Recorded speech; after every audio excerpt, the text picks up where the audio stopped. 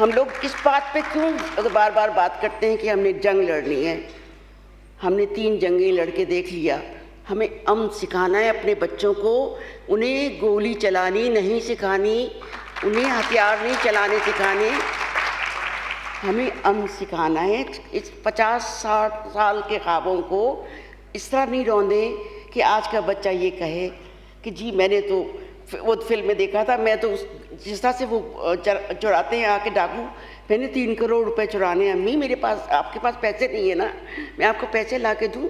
میں ابھی جا کے منہ ڈھاٹا باندھ کے جا کے پیسے لا کے دیتا ہوں. مجھے اپنے بچوں کو یہ باتیں نہیں سکھانی. تو پھر مجھے یہ باتیں نہیں سکھانی تو مجھے پھر شعر میں بھی بتانی ہے. مجھے زندگی میں جو کچھ مجھے سکھایا ہے اس کے بارے میں بھی بتانا ہے. چلو میں تمہیں زندگی نامہ ہی سناتی ہوں. ایک عمر ہوتی ہے رجگوں کے میلے میں آنکھ ہی نہیں لگتی تم لوگوں کی عمر. ایک عمر ہوتی ہے رجگوں کے میلے میں آنکھ ہی نہیں لگتی. بات میں ہنسی اور ہنسی میں باتوں کا سلسلہ نہیں تھمتا. خواب بنتے رہتے ہیں, دن مہکتے رہتے ہیں, آئینہ بدن بن کر مسکراہٹیں جاگیں. وصل کے تصور سے سرخ سرخ گالوں پہ یہ حجاب کی لہریں نام بوجھ لیتی ہیں, یاد بھی دلاتی ہیں. انگلیوں کی پوریں بھی اس کا نام لکھتی ہیں. یہ ہے جوانی, اب اس سے آگے آؤ. سنو, عمر سیڑھیاں چڑھ کر پھر شفق میں ڈھلتی ہے. عمر سیڑھیاں چڑھ کر پھر شفق میں ڈھلتی ہے. شام میں ٹہلتی ہے, سانس کے تموج کو حوصلہ دلاتی ہے. زندگی کے گزرے پل نقش خواب تھے لیکن اب مٹے مٹے سے ہیں. انگلیوں کی پوریں بھی بے نشان لگتی ہیں. وصل کے گماں لمحے نام بھی نہیں لیتے. اور اگلا بند, اب ہوا کے پردے میں رات اوڑے بیٹھی ہے. اب ہوا کے پردے میں رات اوڑے بیٹھی ہے. نامراد یادوں کو جو کہ پپڑیاں بن کر ہونٹ پہ چپکتی ہیں. نیند گولیاں کھا کر میرے پاس آتی ہے. نیند گولیاں کھا کر میرے پاس آتی ہے. عمر دیکھتی ہے سب, بھولنے کی کوشش میں پیر سوج جاتے ہیں. اور آخری بند ہے, وہ جو جانے جانا تھا, وہ جو محرم جاں تھا, اس کا وہ گھروندہ بھی بے چراغ دکھتا ہے. عمر یوں گزرتی ہے. کیا کہنا ہے؟ نظم ختم ہو گئی. جی چلو بولو. جی ڈاکٹر. اب چونکہ کشور نے ایک نظم سنائی ہے, میں بھی کشور کی ایک نظم کا ایک چھوٹا سا ٹکڑا آپ کو سنانا چاہتا ہوں. ان کی نظم ہے, ہم امریکہ کے غلام ہیں. نفرتوں کی وردی میں تم شہ زماں بن کر, نفرتوں کی وردی میں تم شہ زماں بن کر دن دناتے پھرتے ہو, لوٹتے ہو ملکوں کو اور حقوق انسان کا نام لیتے جاتے ہو. واہ. ایک صدی جس میں معاشرتی تبدیلی رکتی نہیں ہے, اس کے سگنیفیکنٹ واقعات ہمارے معاشرتی تبدیلی کو مہمیز کرتے ہیں. ہمارا مغل دربار ختم ہوا, ایک نوحہ لکھا گیا شاعری میں, ایک مجروح انا کی شاعری ہوئی, پھر غدر یا جنگ آزادی ہوئی, اس کے اثرات آئے, پھر تقسیم ہوئی, اس کے اثرات آئے, پھر اس کے بعد ایسا کیا واقعہ ہوا, سقوط ڈھاکہ ہوا, اس کے اثرات آئے. یہ سارے وہ واقعات ہیں جو ہمیں ہمارے سینئرز نے اپنی شاعری میں اس انداز سے سمو دیے کہ وہ حوالہ ہیں. اب سوال یہ ہے کہ اگلی صدی میں کون سا ایسا واقعہ ہوا کہ پورا لینڈسکیپ بدل گیا. جنگ عظیم کے بعد 2 طرح سے تاریخ بیان کی جاتی تھی, کہ جنگ عظیم سے پہلے اور جنگ عظیم کے بعد. ہم نے خود وہ واقعہ دیکھا ہے جس نے دنیا کو تقسیم کیا 2 حصوں میں, اور وہ تھا 9/11. اس صدی کا سب سے بڑا واقعہ, جو شاید ہماری تاریخ کا بہت بڑا واقعہ ہے, کہ دہشت گردی کے نام پر جنگ, عالمی استعمار کی ملی بھگت, UN فورسز اور پھر کہا گیا کہ ایسے تو ویپنز تھے ہی نہیں. پھر دہشت گردی کے نام پر جنگ جس نے دہشت گردی کو فروغ دیا.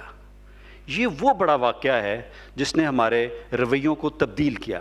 غزل اپنے حوالے سے آگے بڑھی. غزل میں وہ خوف آیا. ہوا ایک شعر بہت سب کو یاد ہوگا کہ آواز ہو بہو تیری آواز پاکت، انداز ہو بہو تیری آواز پاکت تھا، باہر نکل کے دیکھا تو جھونکا ہوا کا تھا، پلٹ کے یہ تھا محبوب کا تصور. اب وہ تصور کیا ہے؟ علامتیں وہی ہیں، استعارے وہی ہیں، لفظ وہی ہیں، لیکن وہ بدل گیا. اب دستک کے ساتھ ایک خوف ہے، ایک ڈر ہے کہ کون آ گیا. کوئی دہشت گرد ہے، کوئی لوٹنے والا ہے، کوئی فراڈ کرنے والا ہے، کون ہے؟ ہم محفوظ پہلے بھی نہیں تھے، لیکن اب ہمارا المیہ یہ ہے کہ ہمیں یہ نہیں پتا کہ ہمارے مارنے والا کون ہے. ہم میں سے ہی ہے وہ، اور اس کی ڈوریں کہیں اور سے ہل رہی ہیں. یہ بڑی تبدیلی ہے جس نے ہماری شاعری پر اثرات مرتب کیے. کشور آپا سے پہلے ڈاکٹر صاحب اس پہ تھوڑا سا بتائیے کہ یہ جو انڈیکیٹرز ہیں یہ شاعری میں یہ علامتیں کیسے آئیں؟ شاعری جو ہے یہ تو ہمیشہ ایک اپنے زمانے کو تاریخ کے ساتھ اپنے زمانے کو ساتھ لے کے چلتی ہے، اور جو تبدیلیاں آتی رہتی ہیں. ایک زمانے میں جب انقلاب فرانس ہوا تھا تو اب تک لوگ یہ کہتے ہیں کہ دنیا دو حصوں میں تقسیم ہے. ایک انقلاب فرانس سے پہلے کا زمانہ تھا اور ایک انقلاب فرانس کے بعد کا زمانہ. جدید دور میں اگر آپ کہیں گے تو آپ کہیں گے کہ یہ جو 9/11 کا جو واقعہ ہوا تھا اس نے دنیا کو تقسیم کیا ہے، اور ایک صورتحال مختلف قسم کی ہمیں نظر آتی ہیں. مجھے ایک شعر میں پہلے سنا دیتا ہوں آپ کو، پھر میں بات کرتا ہوں اس پہ. ہمارے بہاولپور کے ایک شاعر ہیں، نوجوان شاعر ہے اظہر فراق. ہوئے ہیں دیر سے ہموار زندگی کے لیے، ضرور ہم کسی لشکر کا راستہ رہے. تو ہم یعنی یہ حقیقت ہے کہ ہم تو لشکروں کا راستہ بنے رہے ہیں اور سہولت کار رہے ہیں. اور آپ نے دیکھ ہی لیا کہ 9/11 کے بعد بھی جو صورتحال تھی اس صورتحال کے بعد بھی ہمیں سہولت کار ہی سمجھا گیا.